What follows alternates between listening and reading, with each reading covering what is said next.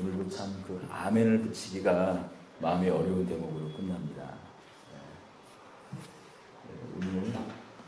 오늘 본문은 지금 우리가 읽은 대로 우리가 본문을 19장 오늘 내용이 전체적으로 다루어지고 있는 19장, 20장, 21장 중에서 가운데 장인 20장 본문을 읽는 곳으로 시작했습니다. 본문의 내용을 살펴보면 어떻습니까? 지금 온 이스라엘 백성들이 지금 미스바에 모여서 총회를 열어서 어떤 레위인의 첩을 겁탈한 것에 대하여 징계하기 위해서 베냐민 지파에 속한 기브아를 징계하려고 하는데, 그 기브아 족속이 속한 베냐민 지파가 그것을 따르지 않자 어떻게 합니까?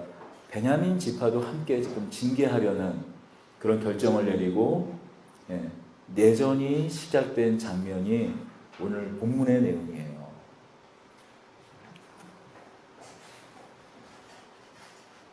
이 내전은 왜 촉발이 됐습니까? 레위 지파의 어떤 한 레위인의 첩을 기브아 사람이, 베냐민 지파에 속한 기브아 사람이, 사람들이죠. 여러 사람들이 겁탈했기 때문에 시작된 거예요. 일단 먼저 그 시작되는 부분을 좀 이렇게 가보겠습니다. 19장 1절입니다. 이스라엘의 왕이 없을 그때에 에브라임 산지 구석에 거류하는 어떤 레위 사람이 유다 베들레헴에서 첩을 맞이하였더니, 우리 같이 읽겠습니다. 이스라엘의 왕이 없을 그때에 에브라임 산지 구석에 거류하는 어떤 레위 사람이 유다 베들레헴에 첩을 맞이하였더니. 여러분, 이 이스라엘의 왕이 없을 그때가 처음 등장할 때 선언됐던 표현은 이런 표현이었어요. 이스라엘의 왕이 없을 그때에 사람들이 자기 소견에 옳은 대로 행하였더라고 했잖아요. 그러면 당연히 이스라엘의 왕이 없을 때의 그 표현은 다르지만 그 뒤에 있는 말은 자기 소견에 옳은 대로 행한 것, 이것이 어떤 일이라는 것입니까? 레위 사람이 첩을 두었다라는 말이에요. 이미 그 이전에 하나님의 뜻이 명확하게 전부 다 계시되고 알려지기 전에는 첩을 둔 경우가 있었습니다. 아브라함마저도, 우리 믿음의 조상인 아브라함마저도 첩을 두었어요. 뭐 여러 이유를 댈 수 있겠죠. 그것에 그것을 이렇게 뭐라고 할까요? 두둔할 수 있는 여러 근거, 이유를 댈 수 있을 것입니다. 왜냐하면 당시에 그 하나님께서 아브라함에게 약속하신 그 많은 민족이 조상이 될 것이다. 그러다 보니까 많은 민족을 만들다 보니까 그의 아내가 사라가 죽었을 때, 아브라함의 아내 사라가 죽었을 때 나중에 이렇게 그 부인을 취하거든요. 그러나 분명히 우리에게 그 부부가 처음 등장하는 창세기에 보면은 돕는 배필, 아담과 하와 돕는 배필을 우리에게 허락하셨다라는 거죠. 분명히 보면은 그 이후에 인류가 타락한 이후에야 비로소 그 후처나 두 번째 부인, 우리가 뭐 표현을 어떻게 하든지 그런 일부 다처가 등장하는 것을 볼 수가 있습니다. 어떤 대목인가요? 라멕이, 가인의 후손 라멕이 어떻게 해요? 후처를 두잖아요. 자신의 상처 때문에 소년을 죽인 그 라멕이 철을 2명을 두지 않습니까? 그런 것 같이 분명 그 구약 시대에 보면 어쨌든 우리 그 성경에 나오는 여러 족장들이 철을 여러 두는, 야곱만 하더라도 벌써 4명 아닙니까? 레와와 라헬, 또 레와 라헬의 그 몸종들로 그 첩을 두잖아요. 뭐 그걸 어떻게 좀 설명할 수 있는 방법들이야 여러 있죠. 왜냐면은 그 여러 부인을 통해서 12지파가 탄생을 하니까요. 그런데 분명한 것은 무엇이냐면은 그들이 출애굽을 한 이후에 레위기가 반포가 된 이후에는 레위기에서는 분명히 첩을 두지 말 것을 하나님께서 명령하시지 않았습니까? 율법으로. 그런데 지금 그 율법을 지키고 가르쳐야 될 지금 레위인이 처벌도 있다라는 거예요. 근데 우리가 좀 간과하기 쉽지만 좀 이 대목을 눈여겨봐야 됩니다. 에브라임 산지 구석에 거류하는, 에브라임 산지에서도 상당히 외딴 곳이었을 거예요. 뭐 쉽게 얘기하면은 뭐 두메산골, 에브라임 뭐 예를 들면 강원도 두메산골. 예. 그럼 베들레헴만 하더라도 상당히 먼 거리에 있는 곳이거든요. 근데 레위인이 자신이 거류하는 그곳을 떠나서 베들레헴까지 지경을 확장을 해서 첩을 두고 있는 것입니다. 사실 이해하기 쉽지 않은 대목이죠. 그 정도로 지금 종교 지도자들의 도덕성이 얼마나 타락했는지 이 첫 선언되는 이 문장 19장 1절의 문장을 통해서 우리는 알 수가 있다는 것이죠.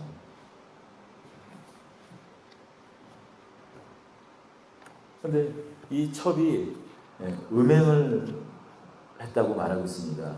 이스라엘 왕이 없을 그때에 에브라임 산지 구석에 거류하는 어떤 레위 사람이 유다 베들레헴에서 첩을 맞이하였더니 그 첩이 행음하고 남편을 떠나 유다 베들레헴 그의 아버지 집에 돌아가서 거기 넉 달 동안 지내며, 이게 여러 의견들이 이 행음이라는 단어 때문에 의견들이 분분합니다. 이 행음이라는 단어가 히브리어로는 자나라는 단어인데 이것이 이제 여자가 음란히 행하다라는 뜻도 있지만 자주 사용되지는 않는 그 빈도지만 화가 났다, 여자가 화가 났다라는 뜻도 좀 가지고 있어요. 그래서 이 레위인이 뭔가 실수를 저질러서 여자가 화가 나서 지금 자신의 그 친정집으로 갔는지, 아니면 지금 이 여인이 음행을 저질러서 그것 때문에 지금 쫓겨난 건지는 분명하진 않아요. 그런데 어찌됐든 간에 지금 레위인이 분명한 사실은 첩을 가져서는 안 되는 레위인이 첩을 가졌다는 것이고, 그 여인이 여러 이유 때문에 친정에 갔다는 것이죠. 근데 친정에 가서 보니까 이 여인이 그 레위인에게는 너무나 또 만족을 주는 여인이었는지 어떤지 모르겠지만 4개월쯤 지나서 그 장인 집으로 그 첩을 다시 되찾으려고 갔습니다. 가서 데리고 오려고 할 때 장인이 보내주지가 않는 거예요. 보내주지를요. 바로 그의 마음을 만족해 하기 위해서 첫째 날도 먹고 마시고 며칠 동안 이렇게 오랜만에 자기 장인 집에 갔으니 여러 날을 갔다가 좀 이렇게 머물 수는 있는 거죠. 근데 하루가 지나고 이틀이 지나고 3일이 지나도 계속 보내주질 않는 거예요. 그 사흘, 그다음에 5일째가 돼서 도저히 안 되겠다 싶어가지고 또 붙잡힐까봐 길을 나섰는데 금세 해가 저물고 말았습니다. 그래서 이 베들레헴에서 에브라임으로 가는 그 길목에는 먼저 어디가 먼저 있냐면 베들레헴 바로 그 위에는 예루살렘이 있어요. 보면 여부스라 하는 예루살렘이 있었다. 11절에 보면 그들이 여부스에 가까이 갔을 때 해가 지려 하는지라 종이 주인에게 이르되 청하건대 우리가 돌이켜 여부스 사람의 이 생업에 들어가서 유숙하십시다. 여부스는 예루살렘의 옛 이름입니다. 그런데 이때 당시에는 아직 예루살렘이 완전히 정복되지가 않아서 여부스 사람들이 그대로 거기 머물고 있었어요. 그런데 여부스 사람의 이 레위인의 종은 여부스 사람들의 이 성읍에서 하룻밤을 지내자고 했지만 우리가 이방인의 이 성읍에서 지내면 안 된다 해가지고 어디로 좀 더 올라가서 베냐민 지파들의 그 마을인 베냐민 지파에 속한 마을인 기브아로 갑니다. 기브아로 갔는데 누구도 그들을 맞아주지 않는 거예요. 이 집 저 집 오늘 하루만 이 집에서 당신의 집에서 좀 유숙하게 해달라라고 말하지만 다들 맞아주지가 않는 거다. 우린 좀 여기 좀 약간 먼저 좀 이렇게 알고 있어야 될 게 뭐냐면, 당시에는 이렇게 숙박업이 없던 때예요. 숙박업이 이렇게 제대로 되어 있던 때가 아닙니다. 그래서 당시 중동 같은 경우에는 밤이 되면 급격하게 기온이 내려가고, 이 짐승, 맹수들이 그냥 이렇게 횡행하던 때라 어떤 문화가 환대 문화가 있었어요. 누구나 나그네가 들어오면은 그 나그네를 환대해서 그날을 먹을 것을 제공하고 잠을 재워주는 것이 일반에 대한 관습이었던 거예요. 근데 누구도 일부러 여부스 지방 예루살렘을 피해서 어디예요? 베냐민 지파에 속한 그 기브암 족속의 마을에 들어가서 쉴 곳, 잠잘 곳을 찾지만은 잠잘 곳이 없었습니다. 그런데 다행히도 에브라임 지파 출신이었던 한 노인을 만나서 그 노인의 집에서 잠을 잘 수 있게 돼요. 그런데 사단의 이 사건의 발단은 이제 시작됩니다. 이 레위인과 레위인의 종과 그 다음에 그가 데려왔던 이 첩이 그 집에서 이 한 노인의 집에 자고 있다라는, 머물고 있다라는 소식이 그 동네 불량배들한테 전해진 거예요. 그러니까 그 불량배들이 와서 뭐라고 말하냐면, 22절을 함께 읽겠습니다. 그들이 마음을 즐겁게 할 때 그 성읍의 불량배들이 그 집을 에워싸고 문을 두들기며 집주인 노인에게 말하여 이르되 내 집에 들어온 사람을 끌어내라. 우리가 그와 관계하리라 하니. 여러분, 이 관계는 뭐 좋은 관계, 이렇게 사람과 한 사람이 만나서 뭐 어떤 이렇게 교제를 나누고 그 관계가 아니라 성관계를 의미하는 말입니다. 옛날에 개역 한글에는 뭐라고 되어 있었나요? 상관이라는 단어를 갖다가 사용했었죠. 뭐 불량배들이 와서 지금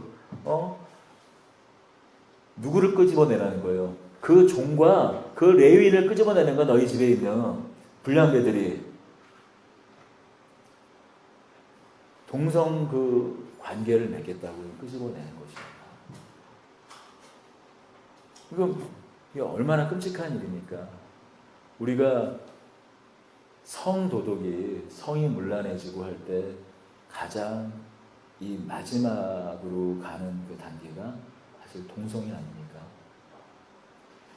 동성입니다. 지금 우리가 이 대목에서 지금 떠오르는 장면이 어떤 대목이에요? 소돔과 고모라 사건 아닙니까? 실제로도 소돔과 고모라 사건이 기록되어 있는 19장 5절에부터 나와 있는 그 구절과 지금 이 부분과 같은 단어를 일부러 성경 기자는 50% 넘게 동일한 단어를 써서 이야기를 진행시키고 있어요. 여러분, 그 가나안 땅을 하나님께서 진멸하시려고 했던 가장 큰 이유가 여러 이유가 있었지만, 음란한 제사, 그들을 신을 향한 음란한 제사와 더불어 가끔 설명했잖아요. 바알과 아세라를 갖다가 섬기는 그 제사 방법이 그들의 신전에서 제사장들과 음란히 행하는 것이 주요한 제사의 방법이었잖아요. 그것뿐만이 아니라 그들을 심판하러 했던 가장 또 큰 이유가 동성애였거든요.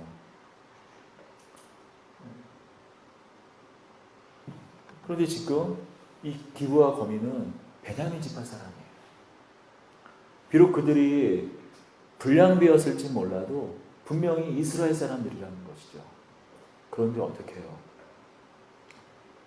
이스라엘 사람들이 좀 껄렁껄렁한 불량배였을지 몰라도 그들이 어떻게 해요? 그 밤을 피해서 이방인들을 피해, 여부스 족속을 피해 이방인들 틈에서 하룻밤을 묵지 않으려고 지금 피해온 레위인을 우리가 겁탈하겠다고, 상관하겠다고, 관계 맺겠다고 끄집어냅니다. 그러니까 그 노인이 말해요. 아니, 이러지 마라. 우리 처녀딸과 그 첩을 내어주겠다. 그런데 그 불량배들이 그걸 계속 거부했나 봐요. 그래서 옥신각신하다가 결국에는 그 레위인이 자신의 첩을 자기 손으로 25절을 한번 볼까요? 무리가 듣지 아니함으로 그 사람이 자기 첩을 붙잡아 그들에게 밖으로 끌어내매 그들이 그 여자와 관계하여 밤새도록 그녀를 겁탈을 했습니다. 그리고 새벽 동틀 무렵에 가까스로 기어 그 문지방에 이르러 도와달라고 손을 내미는데 어떻습니까? 그 여인을 강제로 일으켜 세워서 치료도 해주지 않고 어떻게 사후 조치도 제대로 취해주지 않고 죽었는지 살았는지 모르는 이 여인을 나귀에 태우고 황급히 자신의 고향인 에브라임으로 돌아가는 것이죠. 그리고 이제 이미 죽어있는 그 여인을 12도막으로 토막을 내서 각 지파의 장로들에게 보내는 거예요. 고소 고발을 하는 거죠. 우리가 베냐민 지파 기브오 족속에 속한 그 땅에서 이런 꼴을 당했다.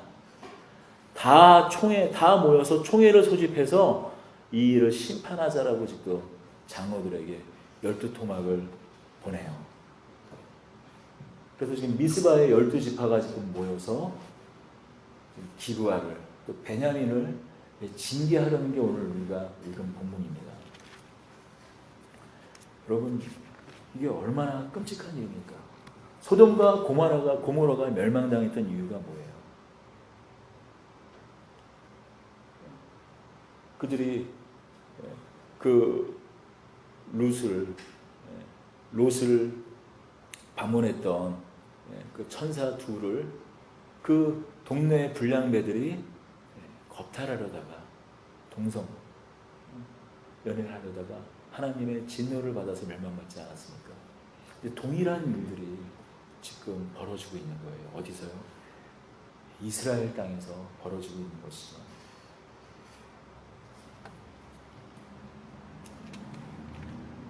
그런데 우리가 한번 살펴볼 것은 무엇인가 하면 결국 그 발단은 무엇 때문입니까? 발단은 그 시작은 레위인으로부터 그 일이 시작되고 있는 거예요.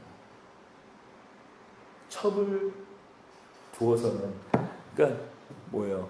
첩을 두어서 안 되죠. 모든 이스라엘 백성들이 그 레위기의 율법에 의해서 하나님의 뜻에 의해서 첩을 두면 안 되는 것이에요.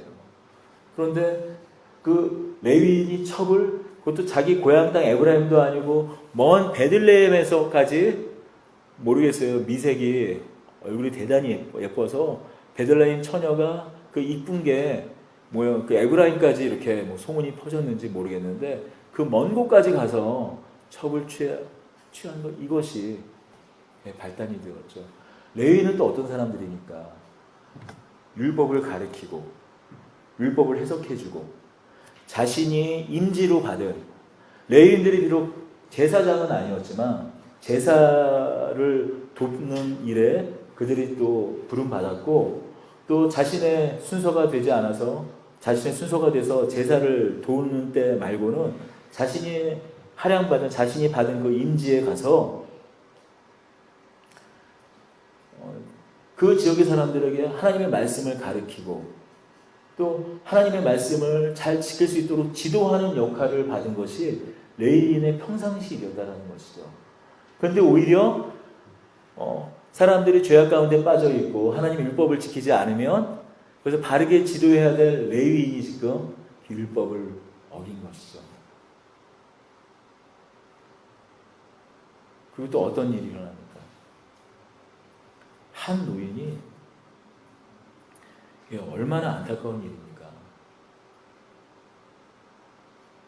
아니 어쨌든 나가가지고 자기가 죽든지 살든지 자신의 딸과 자신의 그 아내를 첩이지만 그걸 지켜내야죠. 그 노인은 처녀딸. 일부러 성경은 그냥 딸이라고 해도 될 걸 처녀딸이라고 강조하고 있어요. 강조하고 있는 거죠. 남자를 알지 못하는 처녀딸을 그 레위인을 돕겠다고 내놓는 자체가 이게 말이 안 되는 거잖아요. 얼마나 여성의 권위, 여인들이 하찮게 자신의 피부친 그 딸마저도 하찮게 여겨졌는지 알 수가 있는 거예요. 그리고 레위인이 이게 방법이 없자 황급하게 자기 손으로 이끌어서 자기 아내를 지금 불량배들에게 건네줍니다. 그리고 어떻게 해요? 뭐 두려워서 그럴 수 있다고 치고 밤새 그렇게 겁탈을 당하고 기어기어 그 문지방이 일어서면 빨리 들이켜가지고 어떻게 치료를 해야 되는데 일단 살려놓고 봐야 되는데 어떻게 해요? 여기 본문에 보면 어떻습니까? 여기 기어왔다고 여기 나와 있어요. 동틀 때 여인이 자기 주인이 있는 그 사람의 집 문에 엎드러져 밟기까지 거의 엎드러져 있더라. 동틀 때 새벽 미명이 도착해서 완전히 동틀 때까지 거기 있었던 거예요. 아직 목숨이 붙어 있던 거예요. 당연히 알 수 있었어요, 문 앞에. 그런데 두려워서 데리고 들어오지 않고 그냥 거기 죽어가도록 내버려 두고 있던 거죠. 그리고 죽었는지 살았는지는 알 수 없지만 황급하게 나귀 안장에 태워가지고 고향으로 돌아오는 것입니다. 아마 돌아오고 있는 중에 죽었을 것 같습니다. 그리고 그걸 12토막을 찍어가지고 각 그 12지파의 장로들에게 보내고 있는 거예요. 그런데 이 12토막으로 토막을 낸 이 장면이 사실 끔찍한 일입니다. 성경에 기록되어 있지는 않지만 여러분 우리가 바벨론 그 사건의 바벨탑 사건의 주인공이 누굽니까? 니므롯 아닙니까? 하나님에 대하여 용사고 사냥꾼이라고 이렇게 일컬어졌던 니므롯이 주동이 돼서 바벨탑을 세우고 그 바벨탑을 세운 것 때문에 사람들의 언어가 달라져서 다 흩어지지 않습니까? 이제부터 드리는 말씀은 이제 여러분 요세푸스라든지 여러 역사서나 그런 민담이나 그런 것에 흩어져 있는 내용들을 종합해 보면 이렇습니다. 그래서 그 책임을 물어서 또 니므롯에 대적하는 사람들이 나타나서 니므롯을 죽입니다. 그래서 니므롯의 그 부인이 누군가 하면 세라스미스예요.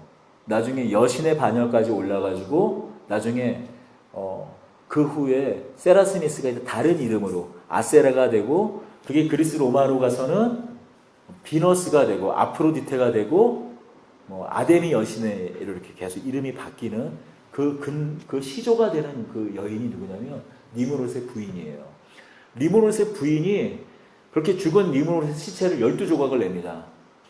그래서 니므롯을 따랐던 그 부하 장수들에게 어떤 또 이제 그 구전에서 14조각이라고 되어 있기도 한데 12조각을 내서 다 보내요. 그래서 그들을 다시 연합시킵니다. 그래서 나라를 세우는 것이 바로 바벨론, 아수르로 이어지는 그 나라들이에요. 그 계보예요. 그래서 그 여인 세라스미스는 자신이 신이 돼요. 그리고 그 아들 누구냐면 담무스예요. 담무스. 나중에 보면은 열왕기서에 보면은 그 성전에서 그 담무스의 신전을 세우고 이스라엘 여인들이 애곡했다는 그 담무스가 세라스미스의 아내입니다. 어떻게 하는가? 그 세라스미스가 전승으로는 사실은 죽은 뒤에 그 담무스를 사실 인신을 했어요. 근데 그 담무스가 니므롯의 화신 그런 걸로 이렇게 얘기를 하면서 담무스를 니므롯의 화신으로 해서 신의 바늘로 올리고 자신이 신의 어머니가 돼서 여신이 되는 거예요. 그러니까 중동과 그리스 로마 지방에 있는 그 남신 신앙, 태양신 신앙과 여신 신앙의 그 뿌리가 되는 것이 바로 그 세라스미스, 니므롯의 부인이에요. 이것이 그 애굽의 신화로 가서는 어떻게 변형이 되냐면은 이 세트, 이집트의 최고 신이 세트거든요. 세트가 그 죽음의 신에 의해서 죽임을 당해요. 그래서 그 세트의 시체가 12조각으로 흩어집니다. 그것을 세트의 아내가 다 이렇게 모아가지고 부활시킨 신이 오시리스가 돼요. 이런 식으로 각 이제 지역마다 이 세라스미스가 행한 이 일이 여러 가지 버전으로 바뀌어가면서 그리스와 로마 또 애굽 신의 그 원류가 되는 그 이야기가 바로 이 12조각의 이야기입니다. 그러니 이 레위인이 이 12조각을 냈다라는 것은 상당히 이교적인 일인 거예요. 그러니까 이교도적인 일인 거예요. 하나님이 극히 싫어하는, 왜냐면은 그 12조각을 내가지고 여러 지방이 흩어뜨린 일이 왜 일어났었는가? 선한 목적으로 했던 것이 아니라 하나님을 대적하는 그 세력들을 다시 끌어모으기 위해서 했던 일이기 때문에 가증스러운 일이었어요. 더군다나 레위인은 어떤 사람입니까? 시체도 봐서도 만지지도 그 근처에 그 시체의 기운도 쐬면 안 될 정도로 그 자신을 부정해서 지켜내는 게 그 레위인 아닙니까? 죽어가는 사람조차도 외면할 정도로 심각하게 나중에 지키잖아요.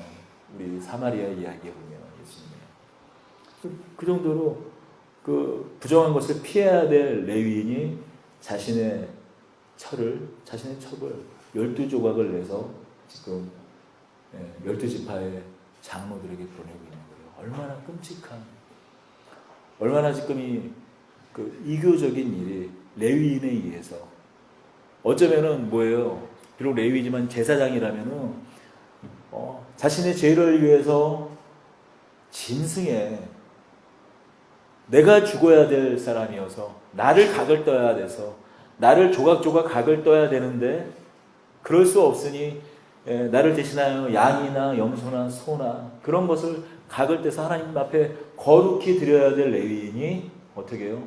자신의 아내를 각을 뜨고 있는 거예요. 얼마나 끔찍한 일입니까? 이게 지금 이스라엘에서 또 기브아에서 이스라엘인으로 이어지고 있는 일이에요. 그 장로들이 12그 지파의 장로들과 그들의 군대가 다 모여서 40만이 모여서 의논을 합니다. 이야기를 듣습니다. 레위인에게 여차여차 이런 일이 일어났다. 이스라엘에서 우리가 애굽에서 출애굽한 이래로 이런 일은 듣도 보도 못했다. 이스라엘 안에서 이러한 일이 일어나는 것은 듣도 보도 못했다고 하며 그 기브아 사람들을 우리가 징계할 테니 베냐민 지파 너희는 내놓아라고 말합니다. 그런데 팔은 안에서 굽는 거잖아요. 베냐민 지파 사람들이 기브아 족속을 내놓지 않는 거예요. 어떻게 합니까? 기브와 더불어 베냐민 지파까지 치는 것이죠. 먼저 유다가 올라갑니다. 제비뽑기에서 유다가 올라갑니다. 그때 유다 족속과 더불어 함께했던 이스라엘 족속이 그 군대가 22,000명이 땅에 엎드러집니다. 21절입니다. 베냐민 자손이 기브아에서 나와서 당일에 이스라엘 사람 22,000명을 엎드렸으나 그리고 다시 한번 또 용기를 내서 쳐들어갑니다. 그때는 25절을 보니까 18,000명이 죽어요. 그래서 이번에는 다시 한번 누구 앞에 나아가는가? 베델에 있는 한 제사장에게 나아갑니다. 우리가 함께 27절입니다. 이스라엘 자손이 여호와께 물으니라.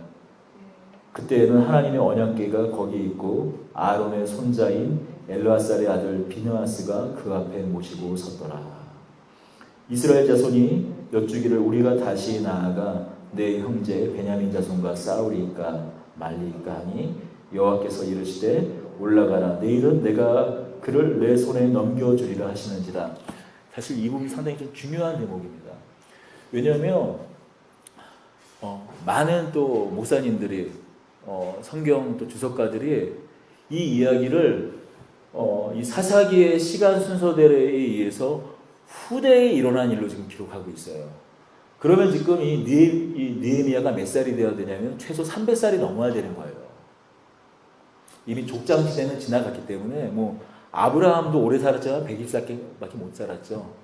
족장 시대가 한참 지났기 때문에 오래 살아야 이 지금 느헤미야 나이를 100살이라고 채워도 느헤미야 아니라 비느하스요. 비느하스의 나이를 100살이라고 쳐도 지금 사사기 초기라는 얘기예요. 비느하스는 누굽니까? 민수기에 모압 여인들이 이스라엘 족속들을 모압 광야에서 유혹하지 않습니까? 하나님의 저주를 받게 하려고. 민수기 23장쯤일 겁니다. 모압 여인 가나안 땅을 정복하기 전에 요단강을 건너기 전에 모압이 이스라엘이 진치고 있을 때 모압 여인들과 미드안 여인들이 이스라엘 사람들을 유혹을 하잖아요. 그래서 그들이 바알 신당에 가서 음란한 제사를 갖다 그 여인들과 함께 하게 하잖아요.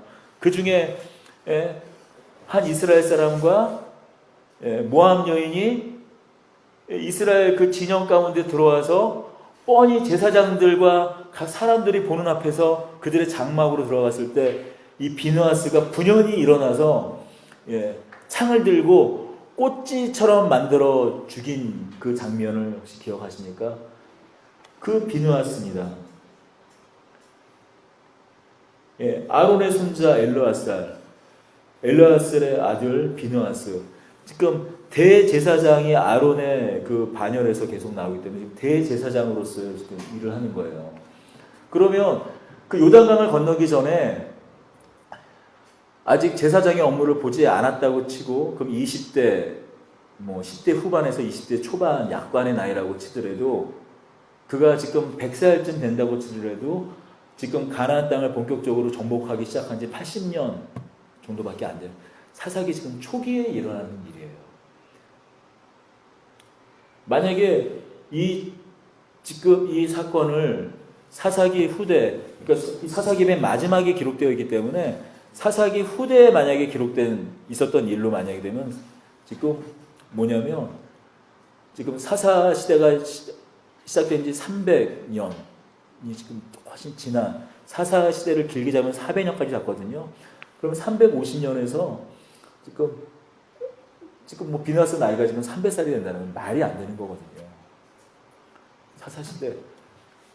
이게 지금 사사 시대, 제가 이 말씀을 드리는 이유는 뭐냐면 이게 지금 사사 시대에 지금 초기에 있었던 일인가 후대에 있었던 일인가에 따라서 얼마나 이스라엘이 빨리 급속도로 가나안화되고 이교화됐는지 지금 알 수 있는 근거예요. 지금 사사 시대 초기의 일이라면 이스라엘이 그 가나안 땅에 정착하자마자 급속도로 가나안화되고 이교화되고 하나님께서 차마 그들을 바라보실 수 없는 용인하실 수 없을 정도로 급속히 퇴락하고 있는 것이라는 것이죠. 그렇다면 지금 어떻게 보면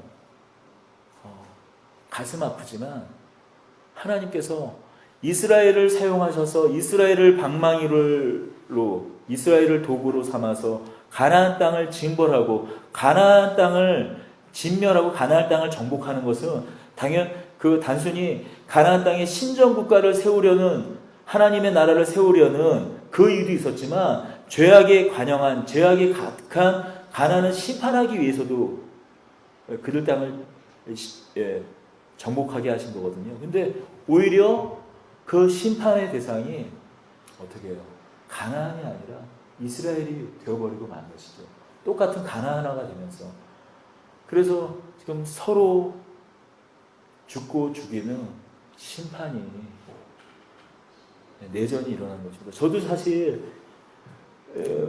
이해가 되지 않는 부분이 뭐였냐면 이들이 하나님께 지금 묻고 일을 행하고 있는 것이에요.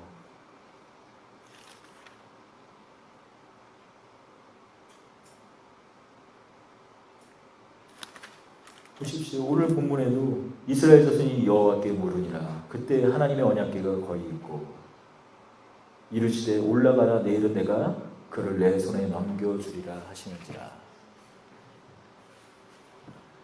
그러나 분명한 것은 하나님께서 이스라엘 백성들을 징계하는 것을 허락하시긴 하셨지만 진멸을 허락하진 않으셨어요.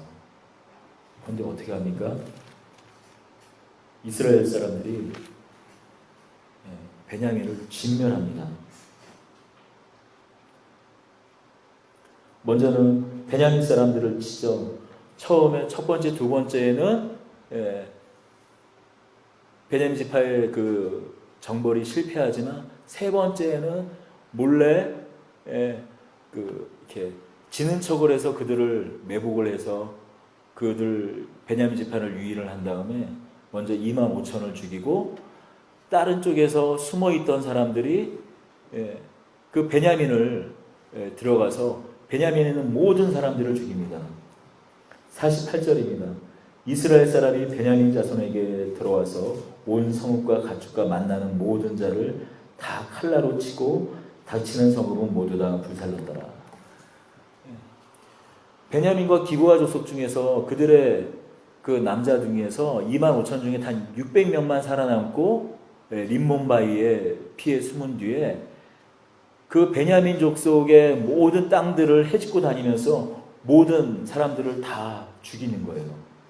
이스라엘 사람 베냐민 지파 자손에 돌아와 온 성읍과 가축과 만나는 자들을 다 칼날로 치고 다 몰살을 시키는 것입니다. 진멸을 하는 것입니다. 진멸을 해야 될 대상은 가나안 족속인데 오히려 자기 자신 동족을 향하여 진멸을 하는 것이죠. 물론 앞서 우리가 미가의 이야기에서 그 앞서 입다의 이야기에서 이미 우리 한 족속을 진멸을 했던 것을 볼 수가 있습니다. 입다가 에브라임 지파의 어떤 그 족속을 군인들을 근데 그때는 군사들이었지 에브라임 지파 전체를 다 이렇게 하진 않았잖아요. 또 그리고 그에 앞서 길르앗 족속들을 이렇게 자신들을 돕지 않았던 사람들을 이렇게 그 마을들을 수대밭을 만들고 진멸하겠지만 한 마을 단위였지 한 지파가 통째로 진멸당할 경우가 없었다는 것이죠. 이 600명만 남기고 다 도륙을 당한 것입니다. 근데 분명한 것은 무엇인가? 하나님께서 징계는 허락하셨지만 진멸까지 허락한 건 아니시죠. 내 손에 넘겼다라고 말씀하셨지 진멸을 허락하진 않으셨다는 것이죠. 21절입니다. 21장입니다. 이렇게 되고 보니 그제서야 정신이 번쩍 든 거예요. 이스라엘 사람들이 미시바에 맹세하여 이르기를 우리 중에 누구든지 딸을 베냐민 사람에게 아내로 주지 아니하리라 하였더라. 이제 보니까 한 지파가 완전히 멸절당하게 생긴 겁니다. 왜냐하면 이 나머지 11지파가 동맹을 맺어서 베냐민 지파에게 자신의 그 자녀들을, 자신의 딸들을 주지 않기로 맹세했거든요. 그러면 이제 이 600명은 어떻게 돼요? 그냥 호라비로 이제 다 죽는 거니까 완전히 이제 멸절되는 거 아닙니까? 이들이 그 택하는 방법도 사실 어처구니가 없어요. 방법을 찾았는데 그 방법이 무엇인가? 길르앗에 있는 야베스 족속이 자신들의 군대에 참여하지 않은 것을 빌미로 하여 다시 베냐민 지파의 600명의 아내를 구해주려고 그 족속을 진멸시키는 거예요.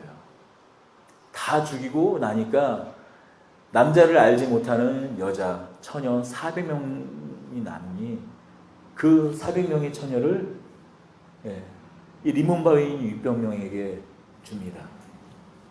그래도 200명이 부족하잖아요. 어떻게 하느냐. 실로에 모여서 1년에 한 번씩 축제를 열거든요.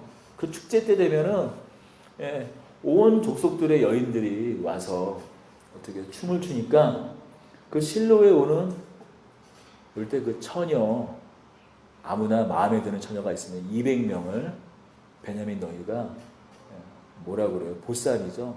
보쌈에 가라.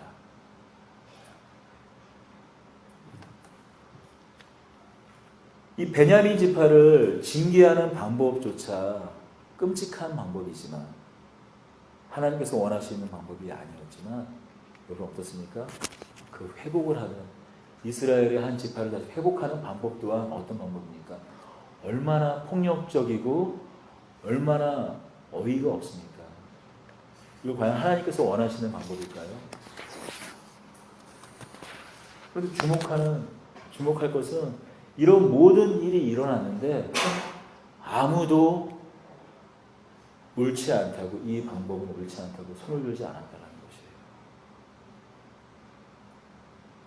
한번 우리가 이야기를 거슬러서 한번 생각해 보죠.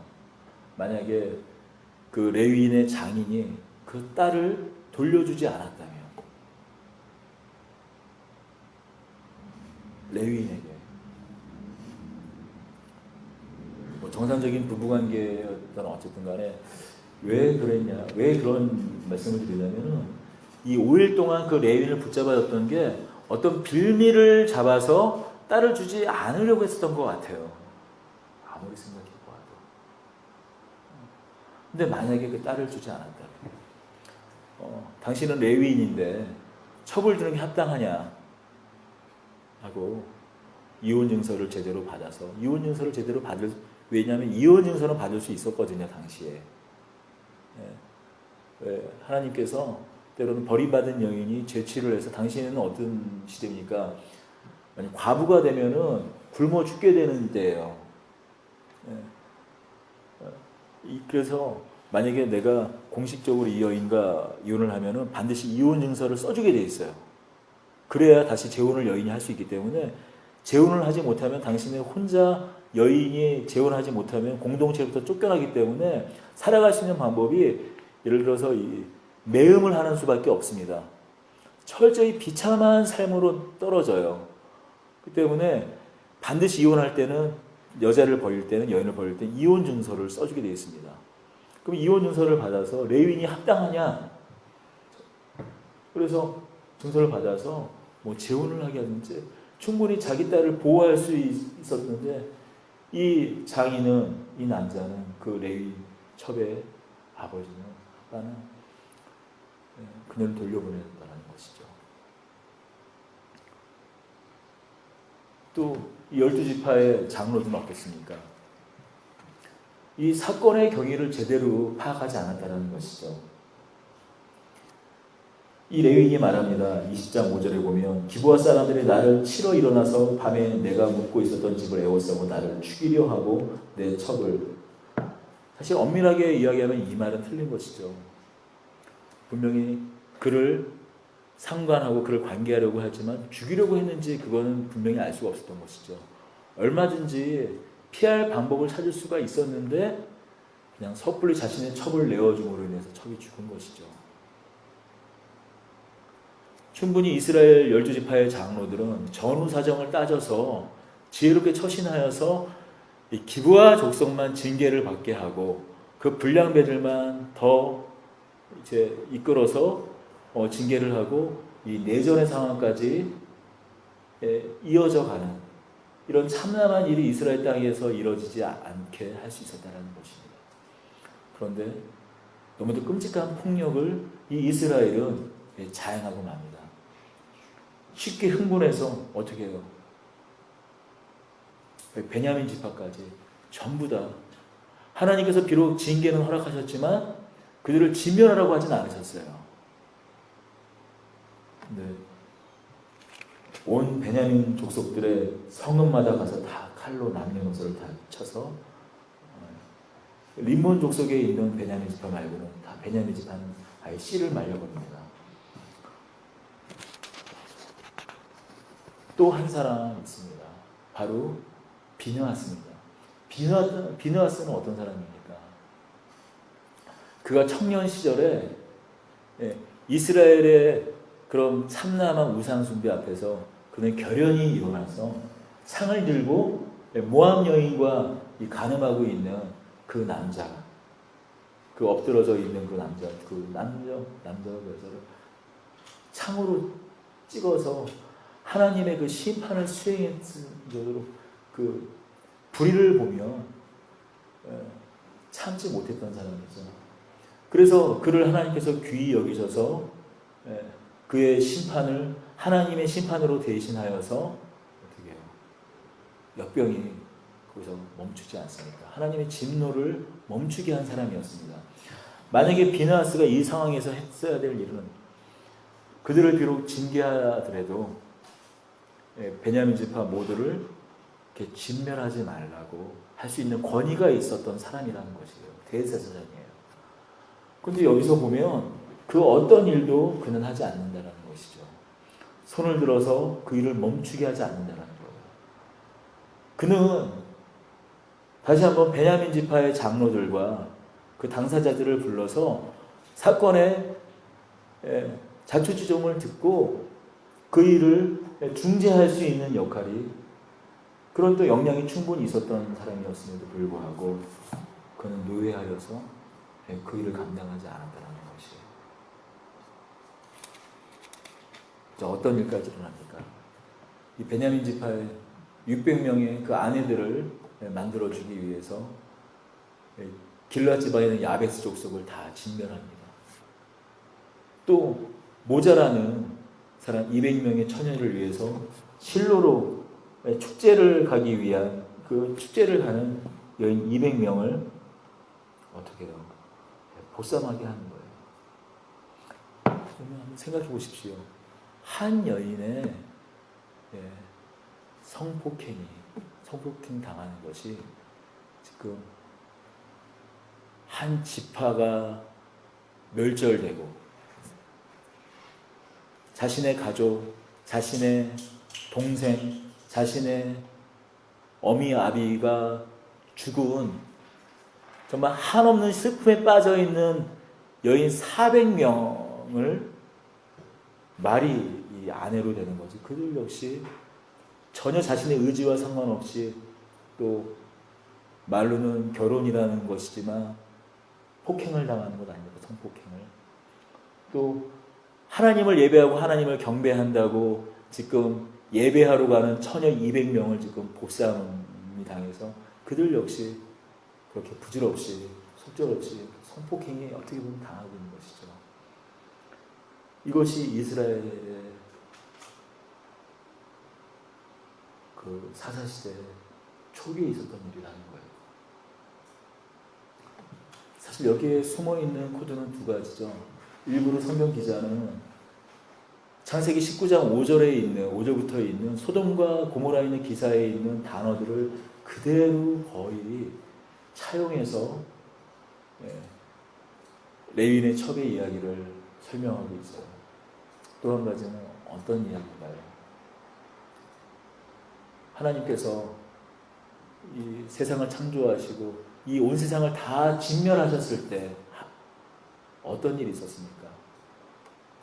힘을 가진 사람들이 그 여인들을 함부로 취해서 폭력을 휘두르던 그런 시절. 지금 이스라엘 백성들이 창세기에 온 세상을 심판하셨을 때 일들을 온 지파들이 지금 오히려 하나님의 이름으로 행하고 있다는 것이죠. 여성에 대한 폭력. 여기에 여인들의 항변이나 여인들의 그 말은 한마디도 나타나지 않습니다. 철저히 수동적으로 폭력에 의해서 희생당하고 있는 것이죠. 누구도 손을 들고 있지 않다는 거예요.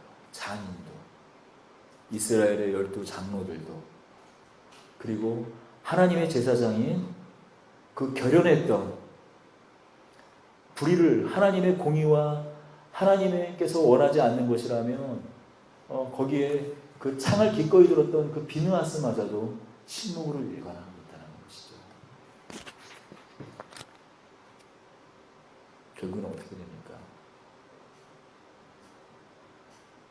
레위인마저도 어떤 레위인의 이런 타락, 어떤 레위인으로 대변되는 이스라엘의 깊은 타락, 결국 이것이 사사기의 350년의 긴 어둠의 터널을 이끌고 있다는 거예요. 타락해서 결국 징역까지 간 것이 아니라 가나안에 도착하자마자 급격히 간화하나 되고 아니 가나안보다 더 참남한 지경에까지 이른 이 이스라엘 족속들. 성경은 이렇게 얘기하고 있습니다.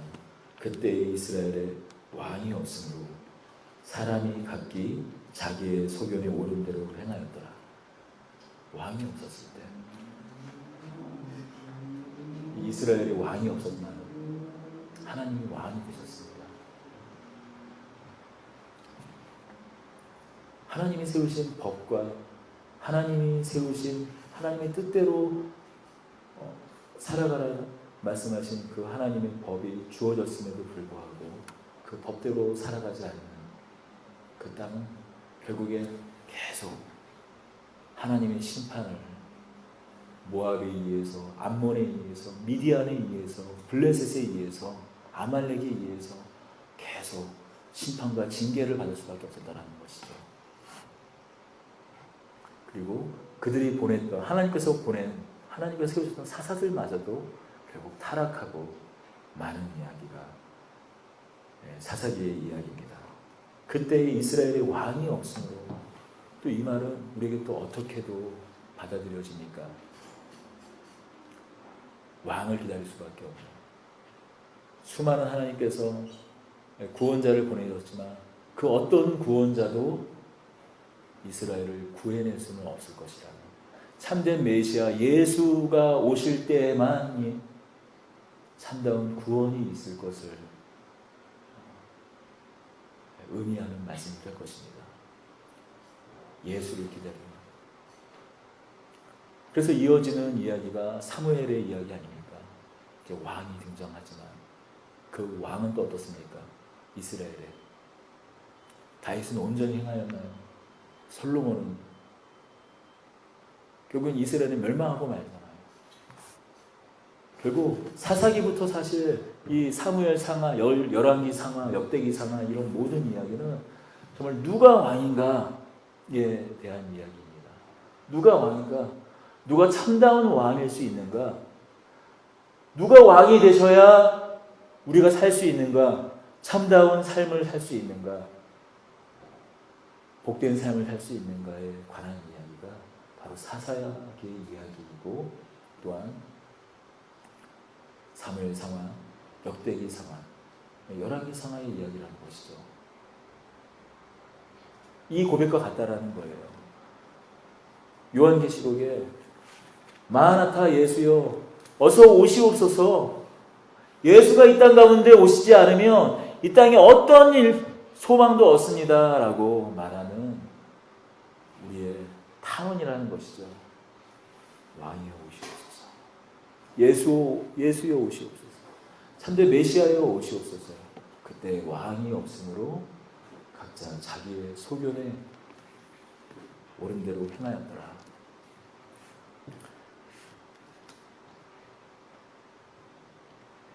예수께서 우리를 구원하신 이후에도 또 동일한 일이 되풀이되었습니다.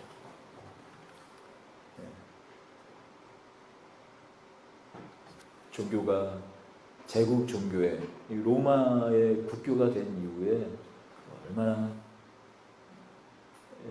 지금 이 설교 시간에 마무리하는 이 시간에 다 말할 수 없어도 끔찍한 일들이 일어납니까? 연옥이라는 것을 만들어서 바로 우리가 예수님 믿으면 바로 구원을 얻는 것인데, 우리가 예수님의 구원으로 다 해결이 못 되니 사람들이 결국 연옥 가서 나머지 예수님 믿어서 지옥은 면하지만 연옥 가서 지은 죄들을 다 뒤처리를 하고 진짜 천국에 간다. 그런 거짓된 교리인 연옥 교리를 만들고, 또 연옥에 가 있는 부모님들을 어떻게든지 빨리 천국에 보내게 하려고 그 자녀들에게 면죄부를 팔아서 그 어마어마한 베드로 대성당 같은, 지금은 돈으로 따지는 뭐 수십조가 넘어가는 그런 큰 성당을 만들게, 그런 종교의 타락을, 그리스도교의 타락을 누군가는 그냥 보지 않았다는 것이죠. 바로 루터라는 한 사람이 그때 손을 들고 항거했습니다. 제가 이 말씀을 드리는 이유는 참 제 마음 가운데 이런 게 있어요. 되도록이면 정죄하고 심판하고 판단하는 자리에는 서지 말자는 것이죠. 모든 사람들이 다 정죄하고 판단하고 심판하는 자리에서는 그 얼마나 삭막해집니까? 그런데 분명한 사실은 뭐냐면 오늘 사사기에 봤듯이 하나님의 율법을 올바로 가르쳐야 될 때 레위인이 오히려 가르치지 못하고 죄를 짓는 것. 또 그것을 보면서 그것을 책망하지 않는 것. 또 이스라엘의 장로들은 장로들대로 바르게 행하지 않는 그 레위인을 책망하지 않는 것. 또 자신의 동족이었지만 그 베냐민에 대하여 올바로 책망하지 않은 것. 그런 이유가 깊은 어둠의 시절을 가겠다는 것이죠. 예수님께서 우리를 구원하신 지 500년 지나서 이 그리스도교가 깊은 어둠 가운데 있을 때 누군가 손을 들지 않았다면 어제는 지금도 여전히 깊은 어두움 가운데 있을 것이라는 얘기입니다. 비록 우리가 정죄는 하나님의 몫입니다. 우리 머리에 숯불을 올려놓는 건 하나님의 몫이에요. 심판은 하나님께서 하십니다. 그런데 또 분명한 것은 침몰해 가고 있는데 모두 다 죽어가고 있는데 죽음을 향해 가고 있는데 그것을 또 바라만 보고 그냥 지켜만 본다면 그것 또한 하나님의 뜻이 아니라는 것이죠. 누군가 그날 새벽 그날 아침 비테무르크 성당의 1517년 그 대학교의 문 입구에 95개조의 방마문. 그 왕은 무호하지 않다. 그에게는 죄사함의 권세가 없고 오로지 죄사함의 권세는 하나님께만 있다. 연옥고리는 잘못되었다. 면죄부를 통하여서 우리가 연옥에서 천국으로 가는 것이 아니라 예수 그리스도의 은혜 가운데 그 모든 것이 우리 안에서 이루어졌기 때문에 우린 예수를 믿음으로 바로 천국에 갈 수 있다.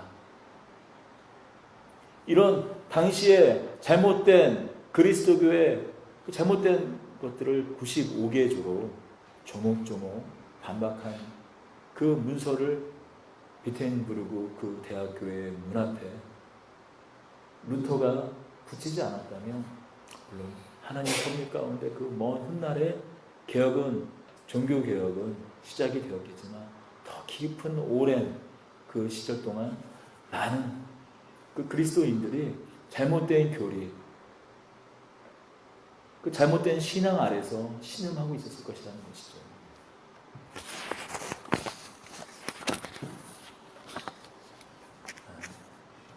여러분 오늘이 정규교회 500주년이라고 했잖아요. 제가 이 500주년 이런 즈음에서 특별히 오늘 어떤 교회에서는 종교교회 500주년을 기념해서 성찬식도 하고 지금 이 킨텍스 일산 킨텍스에서는 전국 서울 지역에 있는 아니면 전국에는 루터교 신자들이 다 모여서 다 합동 예배를 드려요. 그런 예배도 드리고 난리 부르스를 지금 하고 있습니다. 그런데 다 우리가 주식 때문에 다 뒤인 분들이 여기 계시고 가족들이 되었지만 오랜만에 주식 얘기를 좀 잠깐 하는 걸로 긴 설교를 마무리하도록 하겠습니다. 우리가 추세선이라고 있지 않습니까? 주식하는. 추세선 꼭 주식에만 쓰이진 않잖아요. 어떤 그 지지선이라는 게 있잖아요. 지지선이라는 게 있습니다. 우리 인생에도 우리가 바다. 여기는 여기 밑으로는 더 내려가면 안 된다. 여기서는 우리가 한번 신길전에서 반전이 일어날 것이다라는 것. 사회 현상 가운데서도 그 추세선이 지지선이라는 게 있고 또 이 주식하는 사람들은 그 가격의 저점들을 이어서 지지선이라는 거 있습니다. 잊고 싶은 그런 내용들인데 하겠습니다. 우리 한국 기독교 가운데도 일단 전 세계 기독교는 일단 둘째치고 한국 기독교 가운데 이 500주년이 마치 지지선이라는 것이에요. 지지선입니다. 여기서 뭔가 우리가 종교개혁의 정신을 다시 한번 되새기고 하나님 말씀 앞에 오직 말씀 안에서 우리를 다시 경성하여서 우리 마음을 다시 신기일전해서 하나님 뜻 가운데서 다시 세우고자 해서 온갖 난리들을 해요. 뭐 수십억을 다 발라가면서 표현이 거친게 하는 것을 용서해 주십시오. 작금의 상황이다 보니. 근데 여러분 어떤 일이 일어나고 있는지 아십니까? 교회를 얘기하겠습니다. 이렇게 얘기하는 것이 앞으로 저도 그 길을 쫓아갈 수 있기 때문에 미리 말. 명성교회에서 여러분 세습의 일이 일어납니다. 그 방법은 이랬어요.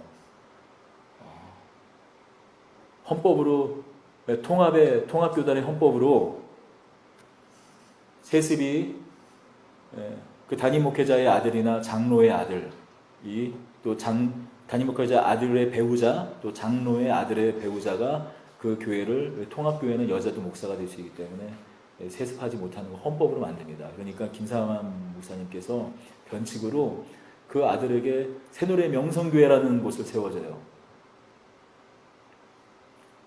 그리고 나중에 어떻게 하냐? 합병을 교단에 청원합니다. 그냥 세습은 아니잖아. 합병이잖아요. 근데 변칙 세습이라고 그래가지고 난리가 나니까 어떻게 해요? 일단은 분위기가 안 좋아서 다시 없던 일이 되었습니다. 근데 요 며칠 전에 지난주 지지난주가 거의 장로교 거의 모든 교단에서 총회와 노회가 열리는 주간입니다. 이 통합교단의 그 헌법위원회에서 아마 그 어떤 거 있었냐면 헌의가 들어왔냐면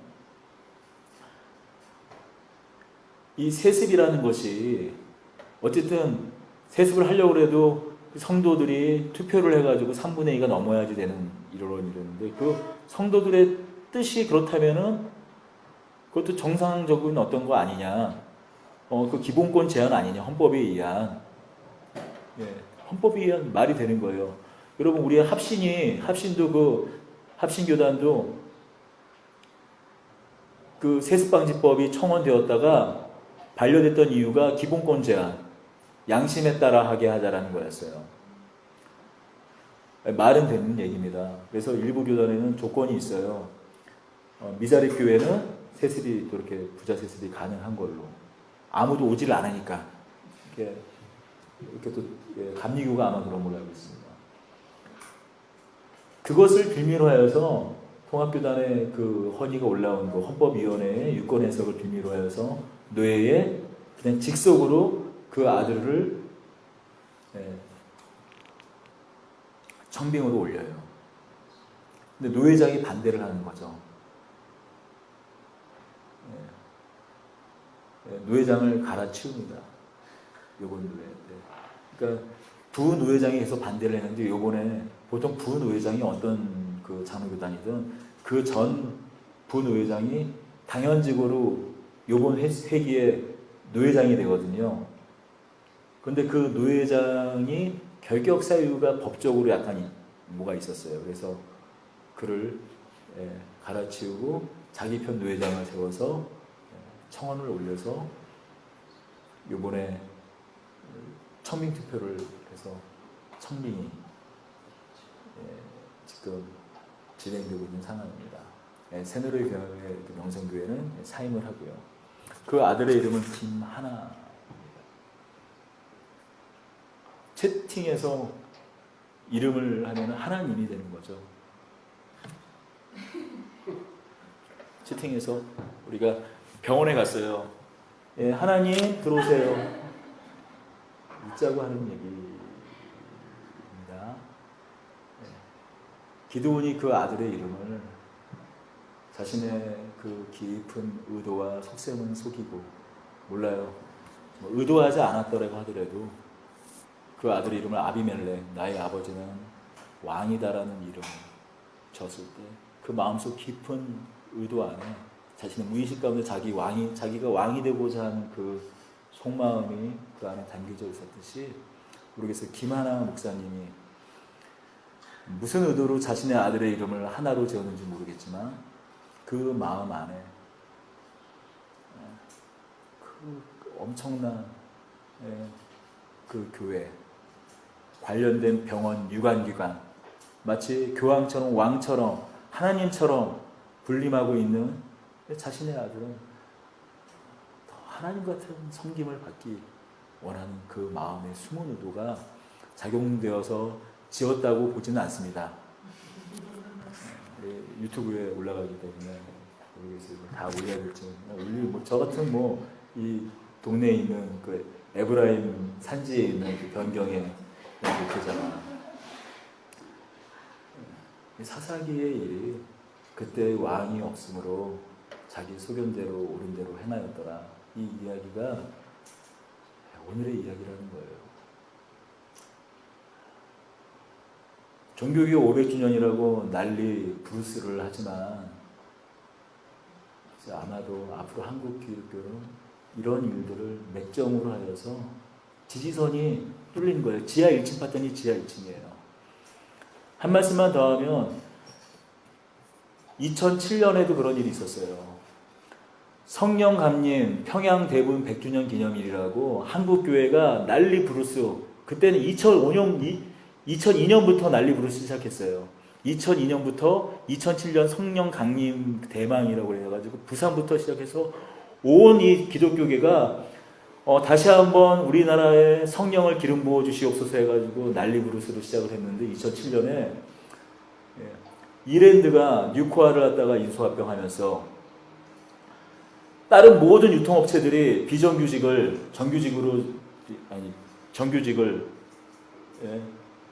어떤 법이 있었냐면은 2년 이상 비정규직을 갖다가 고용을 하면은 정규직으로 전환해야 되는 법이 이제, 왜냐면 그 전제는 뭐였냐면 이제 비정규직을 활성화하는데 대신에 2년 동안 같은 동일한 업무를 갖다가 그 회사에서 하면은 정규직으로 전환되는 법이 있잖아요.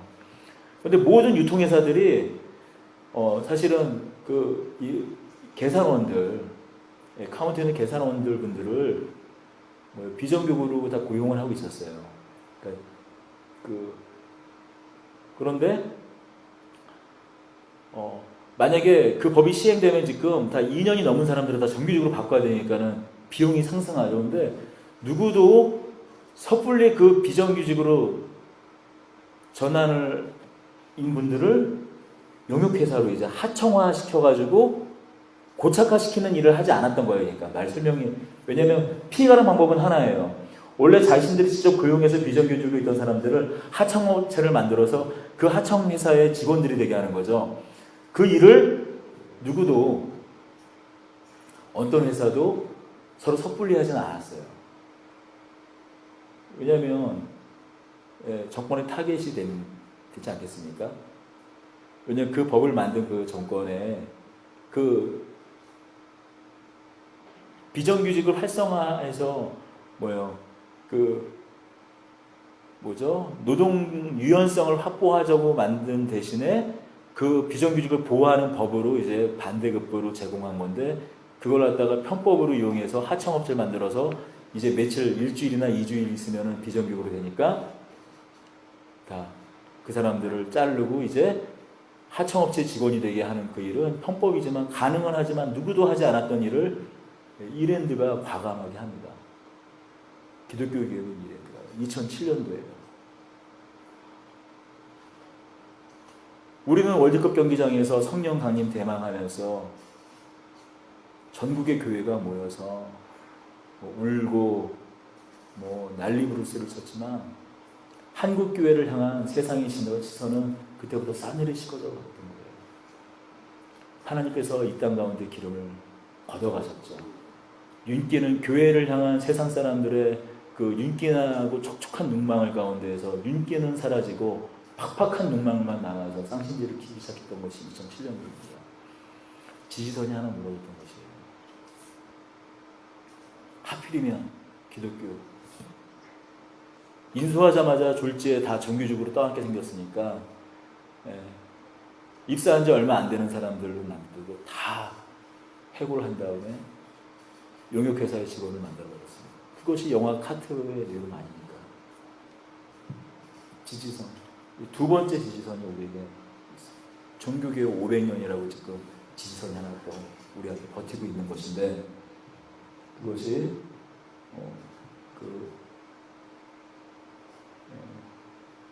지금 작금의 인구의 회자가 되고 있는 그 교회 일 하나뿐이겠습니까?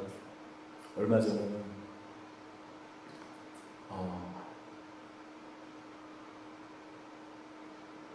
청소년 사역을 특별히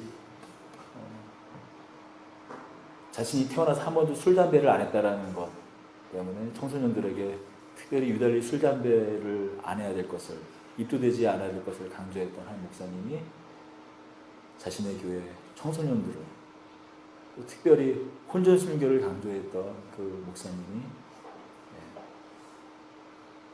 유명한 스타 청소년 강사였죠. 때만 되면, 철만 되면, 여름 수련회 철만 되면 이 캠프 전 캠프를 갔다가 누비고 다녔던 분이 이미 청소년법, 아동 그 청소년법 위반으로 집행유예를 선고받은 때 동일한 범죄로 인해서 지금 구속수감되어 있습니다. 이것이 좀 이렇게 여러분 주일날 예배 오면은 좀 행복하고 기쁘고 축제로 이렇게 인도해야 되는데, 나도 이제 고민스러운 거예요. 나도 이게 사사기 그냥. 근데 오늘 시대 가운데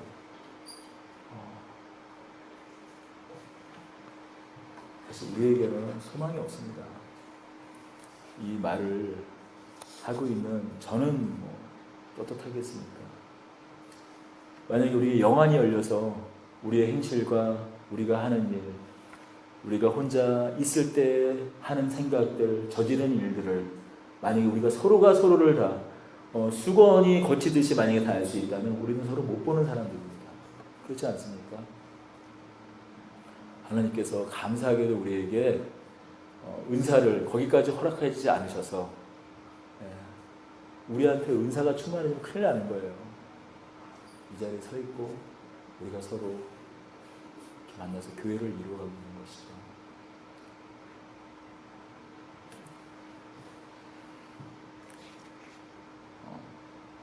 우리가 이 땅 가운데 어떤 제도가 서더라도 그 누가 이 땅을 다스리고 또 교회를 목회를 한다 할지라도 결국에 우리의 상황, 우리는 이런 민낯을 드러낼 수밖에 없다는 것입니다.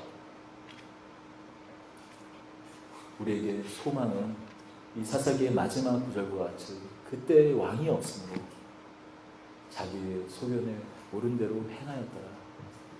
이 말씀이 결국 우리에게 전해주는 것은 결국 우리의 왕은 우리를 다스릴 때는 하나님이 우리를 다스려야, 예수 그리스도께서 우리를 다스려야만 우리에게 소망이 있다라는 또 간절한 선언이 아닌가 싶습니다. 기도하겠습니다. 은혜와 사랑의 하나님 아버지, 사사기를 통하여서 우리가 많은 사사들의 이야기를 보았습니다. 우리 가운데 소망이 없음을 하나님 우리가 발견합니다. 그렇다고 우리는 계속 절망 가운데, 낙담 가운데 있어야 하겠습니까? 하나님, 우리 안에 함께하여 주시옵소서. 주께서 보내신 성령께서 우리 한 사람 한 사람 마음 가운데 찾아와 계시고, 이미 우리가 예수를 부르짖었던 그때부터 우리와 함께 계시는 줄로 믿습니다. 우리 안에 살아 역사하시는 줄로 믿습니다. 성령님, 우리 한 사람 한 사람 마음을 인도하여 주시옵소서. 우리 안에서 온전히 예수 형상인 하나님의 형상이 거룩히 나타나게 하여 주시옵소서. 계속 하나하나 우리가 믿었던 자리들이 하나씩 하나씩 무너지고 있지만, 하나님, 이제 오늘 우리 삶의 자리에서 내가 예수로 말미암아 노선벽과 같이 우리를 지켜주시는 하나님을 지시선 삼아 우리가 우리 삶의 진영 가운데에서 우리가 지지선이 되게 하여 주시옵소서. 하나님 나라를 바치는 그런 사람들이 되게 하여 주시옵소서. 우리 주 예수 그리스도 이름으로 기도드립니다.